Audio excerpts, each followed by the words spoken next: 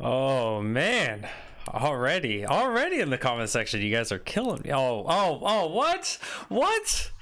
Already starting off with some hate speech in here, saying the Cajun beard is better. This is totally unacceptable.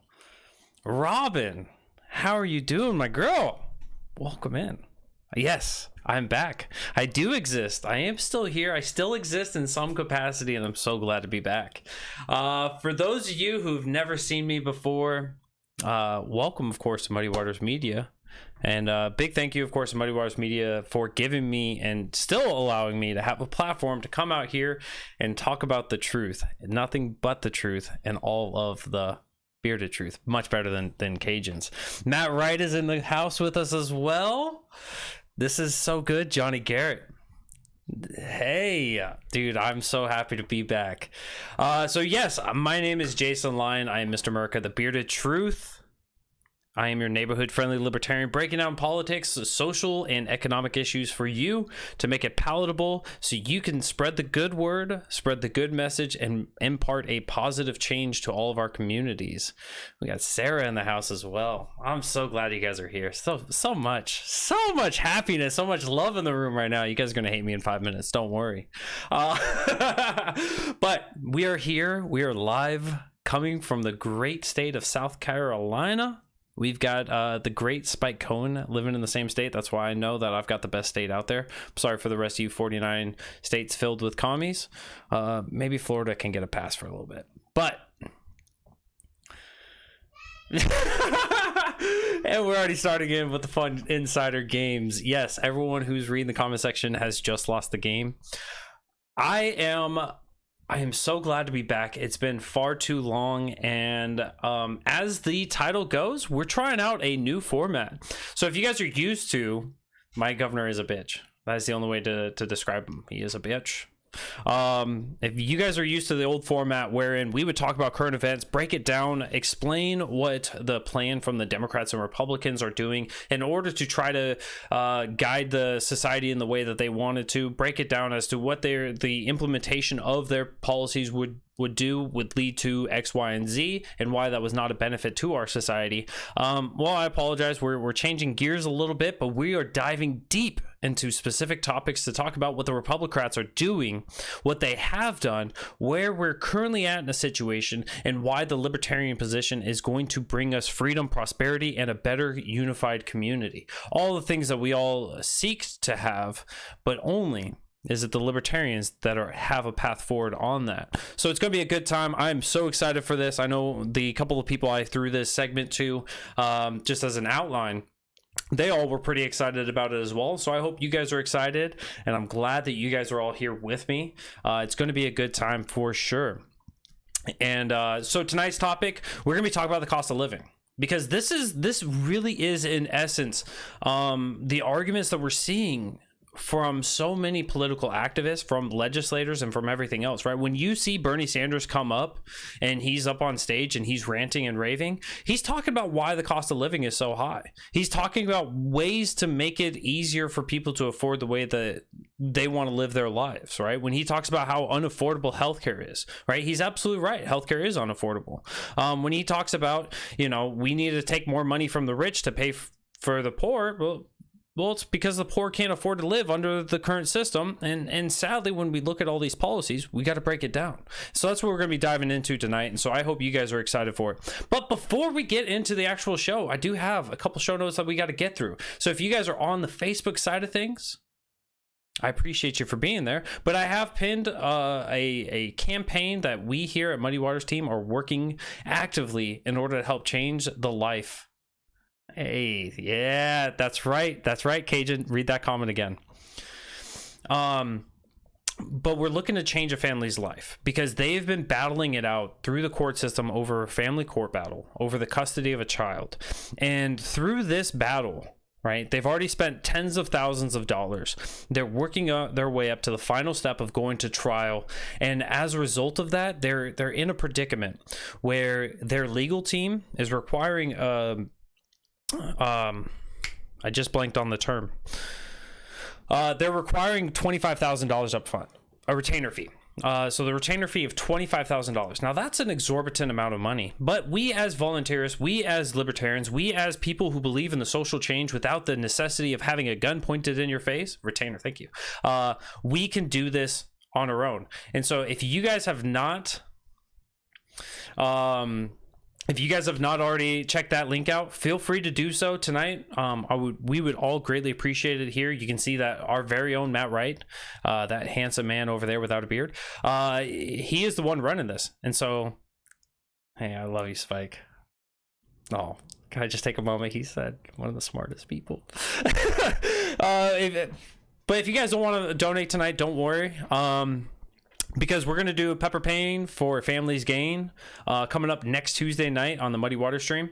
Not this Tuesday, but next Tuesday. And wherein I am going to be going through some pepper pain. I will be eating peppers based on the donations you guys send in to help this family meet their cause and help them pursue the best for their child. And through that, right, you get to see me go through visible pain. I am talking, if you guys send in a high enough contribution, I will be eating a Carolina Reaper. And if you guys send in enough, I'm not even gonna like drink milk afterwards. I'm not gonna have bread. I'm not gonna have any of this stuff. This is going to just merely be me eating a pepper and just hating myself. But I believe it's a good enough cause that I'm willing to go through that pain for it. And so right there in the in Facebook world, if you guys are tuning in, you guys have got the link there. If you guys aren't on Facebook, please do go over to Muddy Waters Media. Go hit the follow button, since we don't have a like button because Facebook is full of commie bastards. Sorry, not commie bastards. They're just commies. But they have restricted our like button, and when you hit the follow, make sure you do confirm that yes, you do want to follow Muddy Waters Media, because while we're not pushing out extremist content, because we are not extremists in that way, we will be giving you out the truth, nothing but the truth, and all of the bearded truth. And so it's going to be good. It's going to be great. I am so excited, Seth. I hope that they do kill me with those peppers. I hope that they do. It's a great cause, and I'm willing to bear that fruit for the cause. So, also, on top of that, we do have a raffle, right? The Muddy Waters team is looking to make it to Tunica. And you can help by also fighting to get your very own G-Force 12-gauge home defense shotgun. Now, look at how beautiful that thing is. Now, I will warn you, you got to get on this quick, because there's less than 10 tickets to go.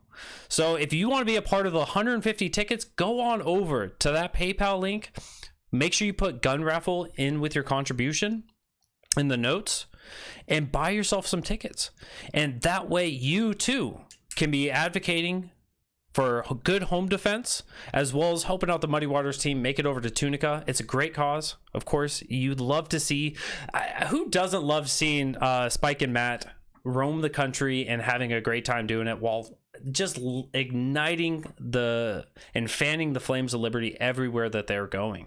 So it's going to be a fantastic time. So if you guys have not got a raffle, make sure you guys get in there.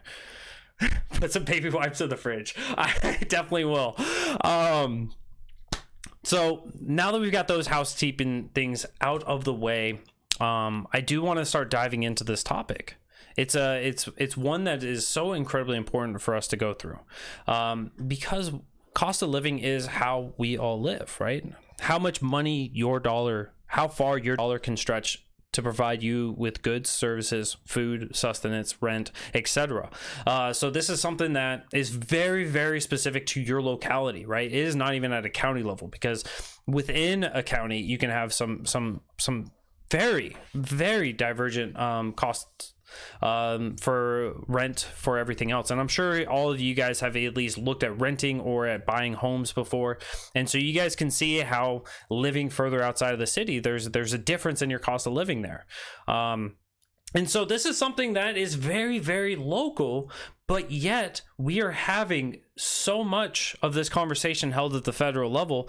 And those of us who agree with federalism in some capacity, right, whether it's absolute federalism, give the states all the power and then let them rule it from that way, or if you're more of a liberty leaner and you believe in bringing that down to the county level, to the city level, or even just to your neighborhood level, or even just to your household level, we can advocate for the smaller and smaller, to be able to ensure that the right decisions are being made. Because the closer you are to home, the more likely that they'll know a little bit more about the intricacies of your life, and then they can make a better decision, rather than those goofballs up in Washington D.C. who've never cared about you, never will, but they will grandstand for you any day of the week if you give them a microphone. So I want to get into this. Where are we at right now with the cost of living? What has happened over the last couple of years that has brought us to a point where you have the president of the United States just last week boasting and bragging that, hey, the cost of hot dogs went down 16 cents. Go celebrate your freedom, guys, with your 16 cents less hot dogs. Don't ask how much the picnic tables are. Don't ask how much it's going to cost to get from your house to where you're going to have this picnic. Don't ask any of that stuff. We don't care about those things. We're going to focus narrowly on this one tiny microscopic segment in order to show you that your cost of living has gone down. So we're going to ignore a lot of this stuff. But so we're in a situation now where the cost of living is only increasing, right? Last year in 2020, when COVID broke out, the Federal Reserve's printers were going insane. Over $9 trillion was printed at the Federal Reserve, which is, if you've been tallying up the dollars made by the government, it's roughly around a third. So 1/3 of every dollar that's ever been made in the history of America was produced last year. All in all, we saw about a 20% increase in inflation. Now, national average is only right around 3% a year, which is what it's been historically, give or take. Last year was 20%. So that means that your dollar from this year was $1.20 last year. So that 16 cents, where'd that go, Joe Biden? Just got to ask. How did I save 16 cents? I didn't. And that's one of the ways that you can always take metrics and throw them your own way. So we know that the cost of living is going up. We've known that from the bills that came through from Congress last year that there's been plenty of handouts. There's been handouts to literally 60% of the population through stimulus checks and everything else. There's been stimulus handed out to those on unemployment because government closed down businesses and they were like, well, we just kind of screwed up, so let me just give you some money to shut you up, while they spent literally dollars elsewhere while giving you a couple pennies. We have the child stimulus is coming out starting off on July 15th. So 10 days from now, if you have a child in your household, one or more, you're going to start collecting a little bit of money to help you survive all the damages done by government.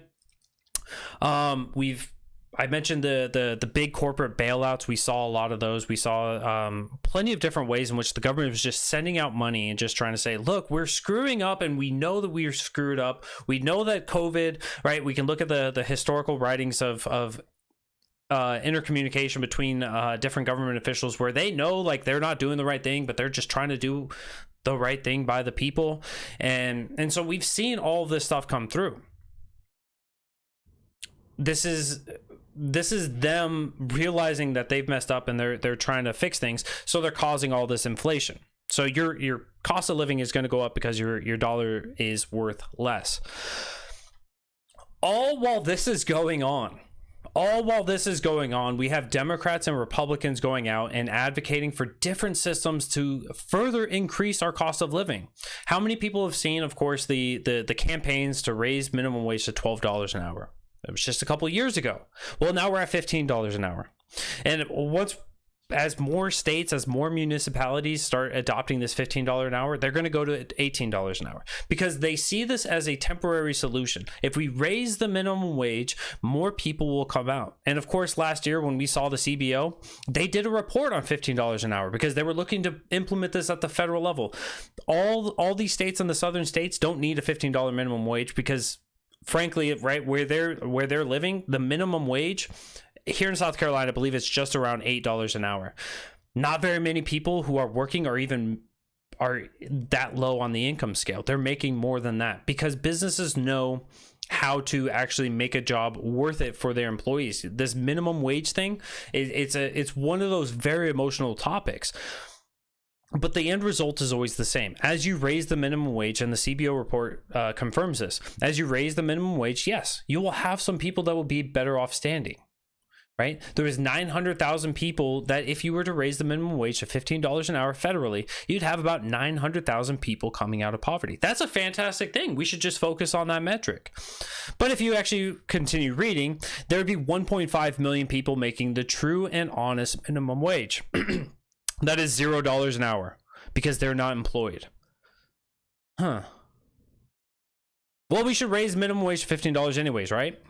This is the conversation that we've continued to see go on despite what the report says, despite what economists, the people who actually care about the value of a dollar, care about the actual well-being of the people, they are pointing out that this is not going to be a solution, but rather further expand this problem. And it just, every time it's an invitation for more and more government. And of course, we've got Democrats coming out and continuing to push for raising taxes.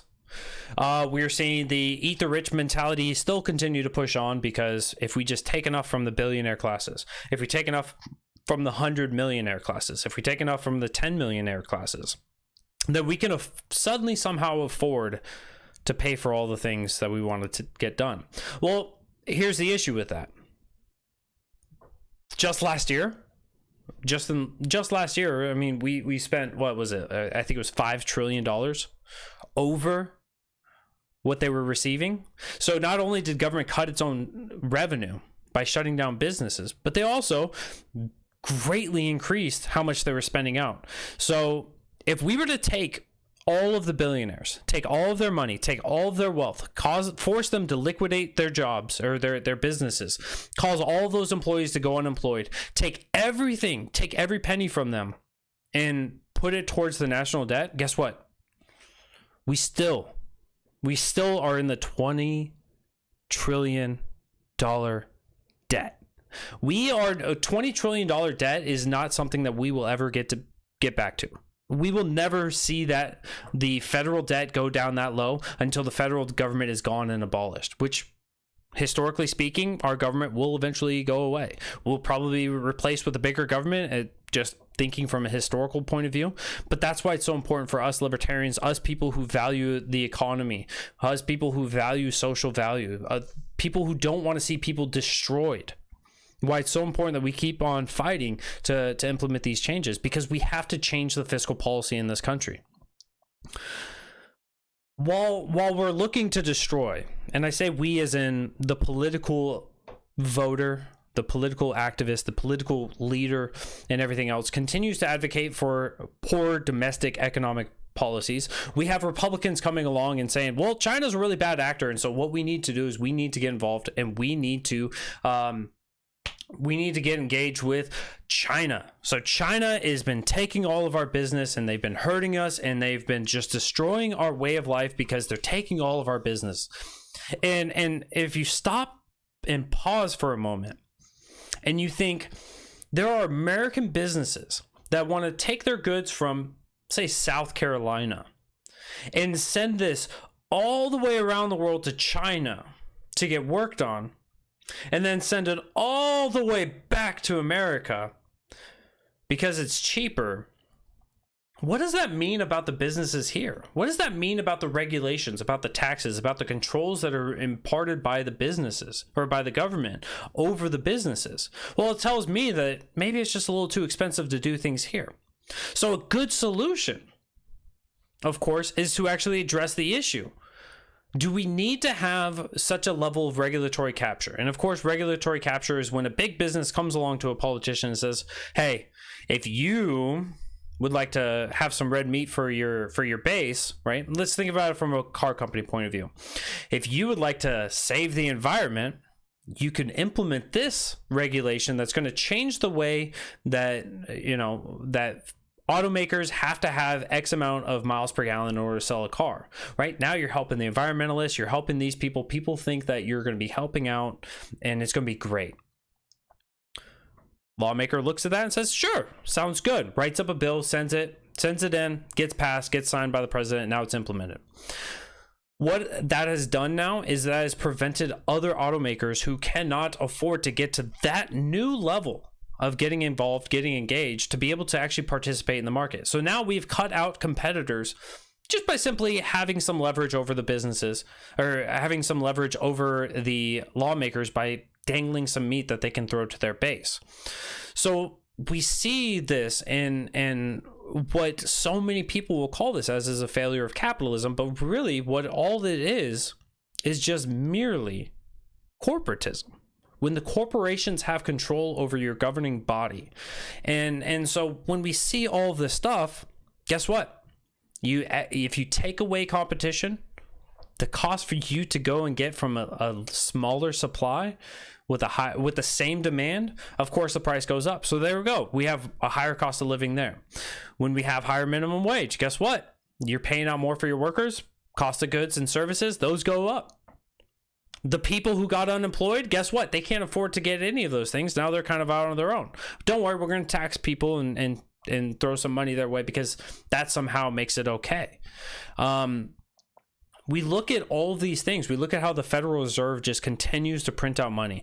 And that's why libertarians continually advocate for auditing the Fed to expose the Federal Reserve for what it does. It is neither federal, it's not a federal entity, and neither does it reserve the value of the dollar. It actually destroys it.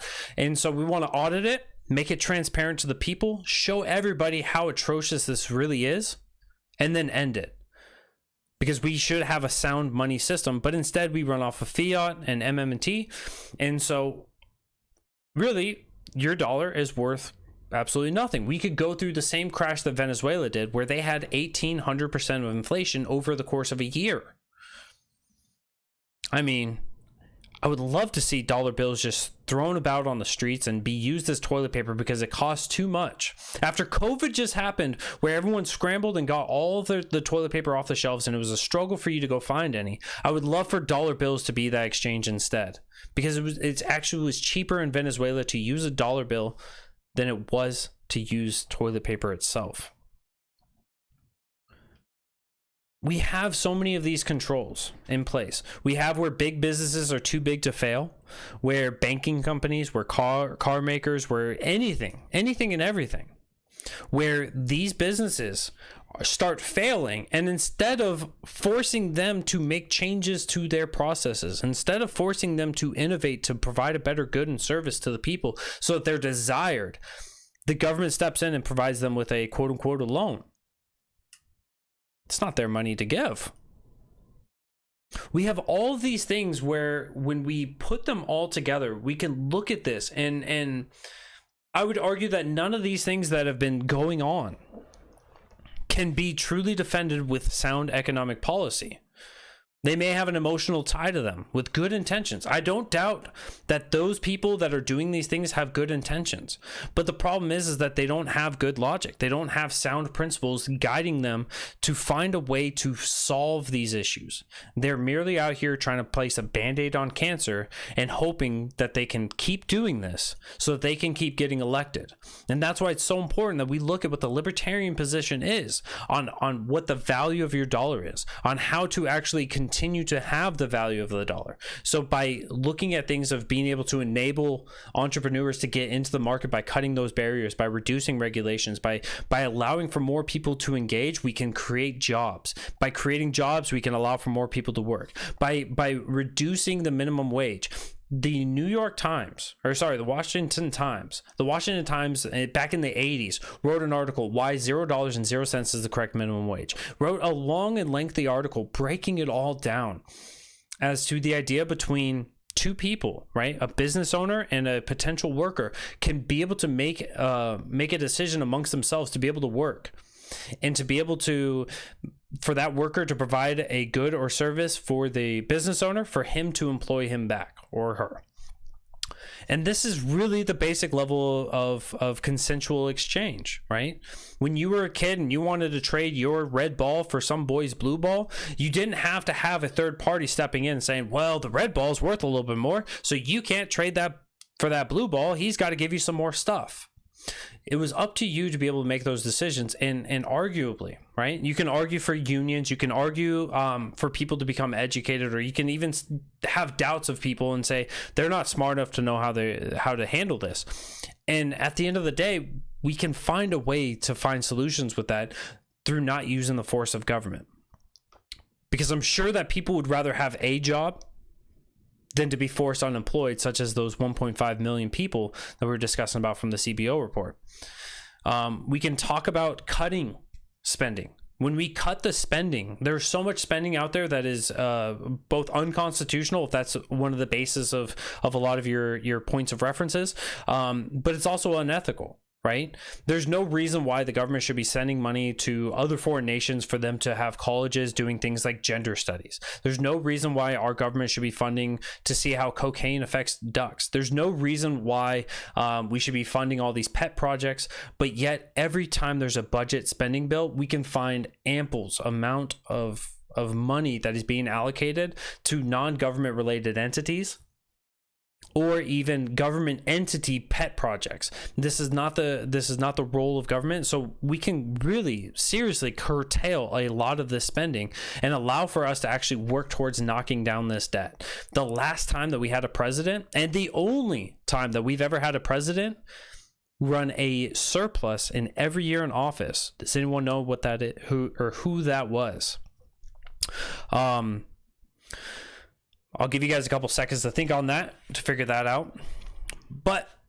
And then, of course, as I had mentioned before, also, we can audit and end the Federal Reserve. We can find ways to actually look out to help protect people when government gets out of the way of us. And the cost of living is exorbitant.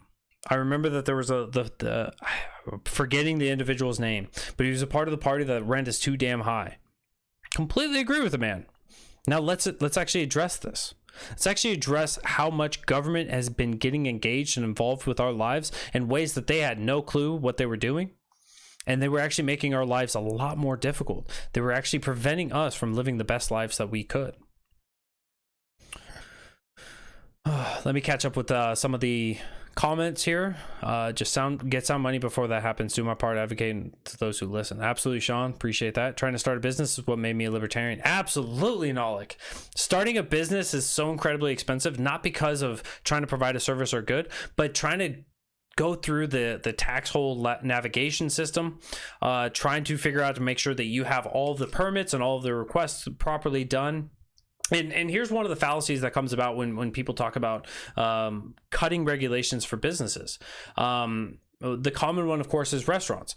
How would we make sure that businesses, restaurants specifically, are not making their people sick?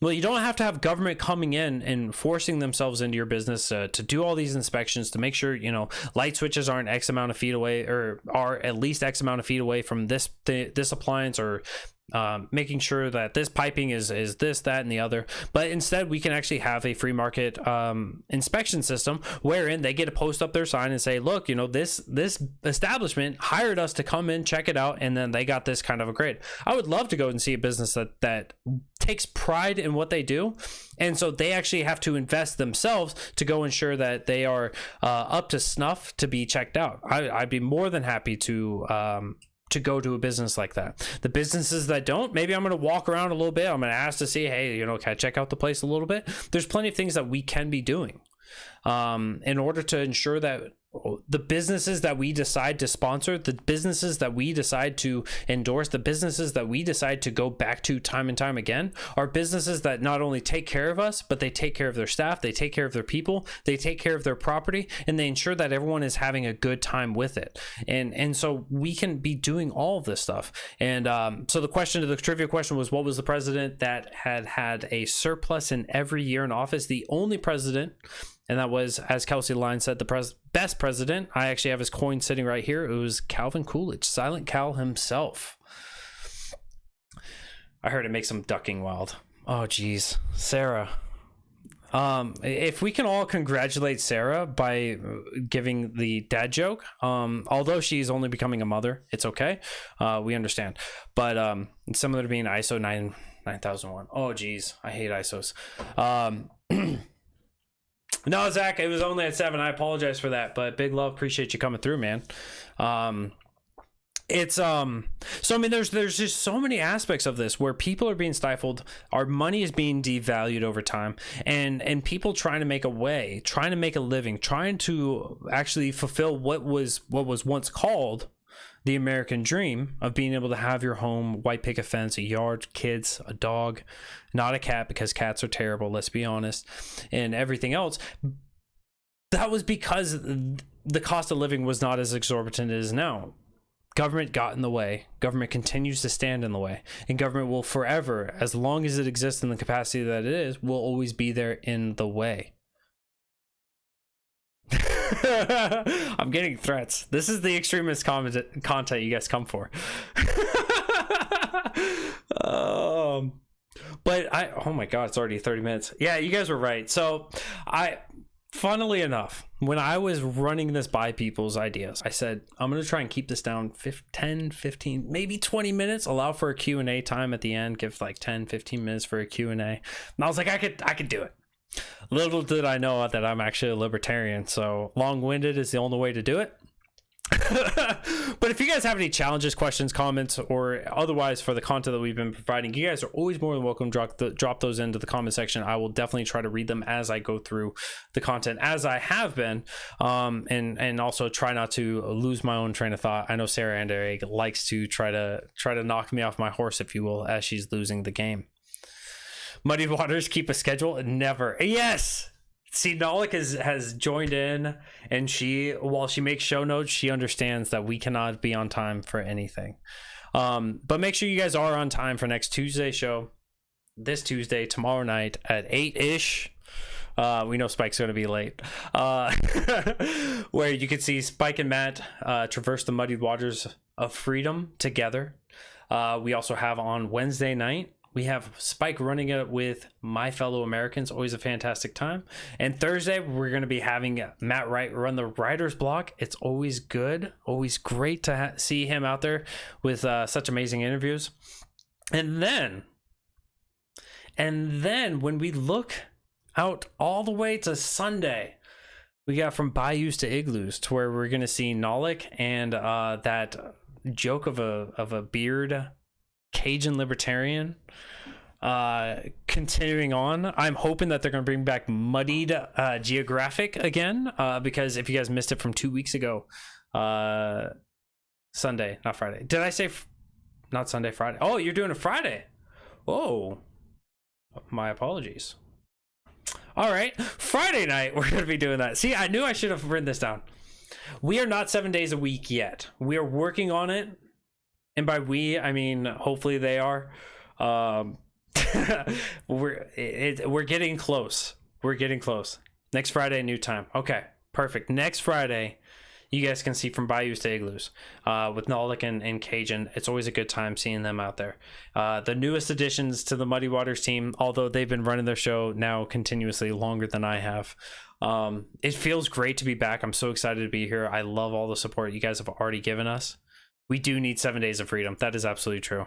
It feels so good to be back on the mic. I'm so glad to be here. I'm so glad for the love that you guys have already been sharing. I appreciate you guys all hanging out, and I couldn't be more grateful for everything that you guys have brought. And I did write that Sunday. So are you guys doing Friday at 3 p.m. freedom time?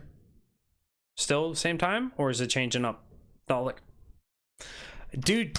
Kelsey and Sarah, tell me. No. It can't be just Kelsey and Sarah. It has to be Kelsey, Sarah, and Tasha, so we have the best going on. If you guys can work that out, that would be amazing. If not, we'll have to suffice with just Sarah and Kelsey. I say suffice, but it would be a great time. I have no doubts that would be an amazing show, filled with just how to handle Sarah as she becomes more and more pregnant. 5:30 Alaskan time, so 9:30 p.m. Freedom time, Eastern time. Be here Friday night for From Igloos, or From Bayous to Igloos. I'm gonna get that flipped up.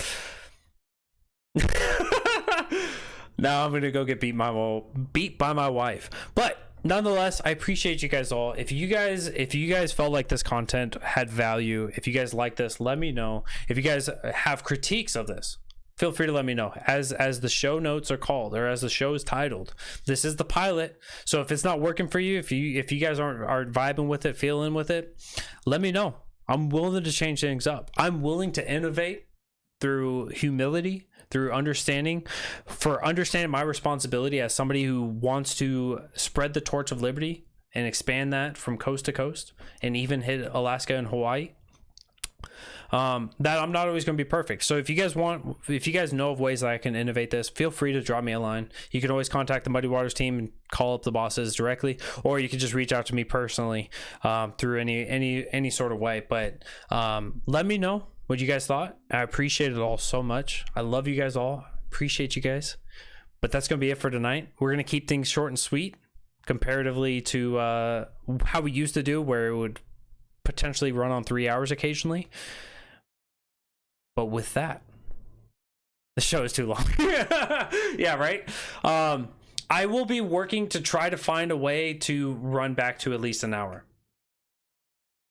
I would like to get back to an hour, and potentially as we have guests on, we will definitely stretch it out to an hour. I think it's going to be a lot easier having that. But in my least libertarian way possible, I'm going to keep them short and sweet for now as we continue to test out the muddied waters, if you will. I appreciate you guys all. Love you guys all. Make sure you guys are here tomorrow night to see Spike and Matt as they continue to traverse those muddied waters together. And so with that, hope you guys all have a good night. Catch you guys later.